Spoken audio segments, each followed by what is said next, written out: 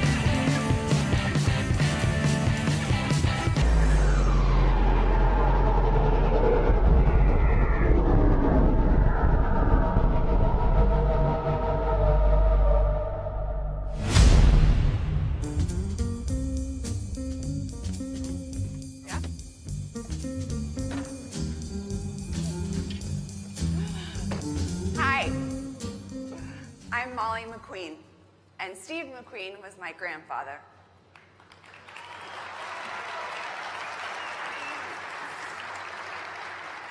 Thank you.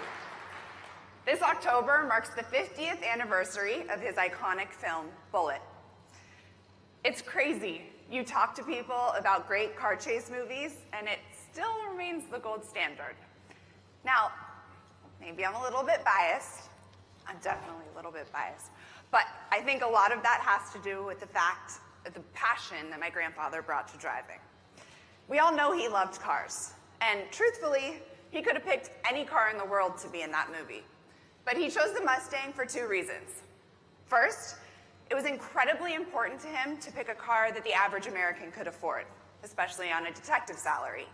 And second, it's badass. I mean, it's kind of the best of both worlds, right? I love that he wanted the car to be accessible to a lot of people. He wanted to give them the opportunity in real life to capture the thrill that they saw on screen. That is why I am so excited and so honored to be here with all of you to unveil the all-new Mustang Bullitt. This car does something that really channels the spirit of my grandfather. So when I was younger, I remember coming across a script, one of the Bullitt scripts, in a box in our house. And he had all of his notes and his scribbles on it. And what really caught my eye is that he had crossed out line after line of his own dialogue. Now, as an actor myself, I can tell you that we don't typically, well, never really give ourselves less to say. But he was smart enough and he was confident enough to strip away everything that was unnecessary. And what was left was thrilling. The same is true of the 2019 Bullitt.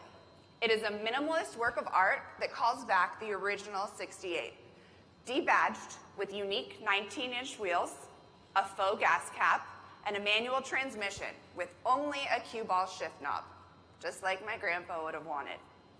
The engineers even gave the V8 a signature exhaust note.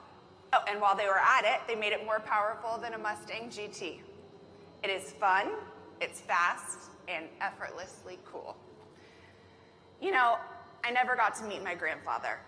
Sadly, he passed away before I was born. But thanks to my mom and all of her stories, he's always been a part of my life. And I always like to think that he's looking down on us as he shifts into fourth. So, if you are looking down, Steve, we have a special treat for all of you that I know you will like.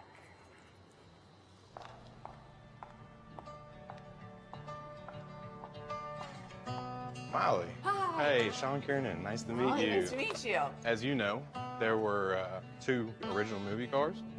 One was recently found in Mexico. That was a stunt car. Right. The other one was actually the one that your grandfather drove, which kind of ties in with my family. When my dad passed away in 2014, I actually worked on the car your grandfather drove in Bullitt. No way. Yeah. Oh, that's so cool. You want to grab that, and I'll grab this. Oh, this is so cool. So it's all original, What is this? and that's actually a Warner Brothers sticker. Oh my God. The 7Rs from '68. There's been about 8 people since your grandfather that sat in the car. This is so cool. On the right side of the tack, there's a couple little fun things with it. The guy that built it for Steve, actually, it didn't have a red line on it, so the motor would fall to pieces if you hit a certain amount. So he wrote that on a piece of tape and stuck it on the tack. For 2 years, it was my mom's daily driver, and she was a 3rd grade school teacher. I wanted you to start it. Start it. Yeah. No. She should be able to handle it.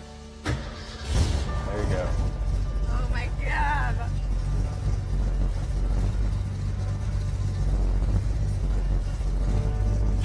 Awesome.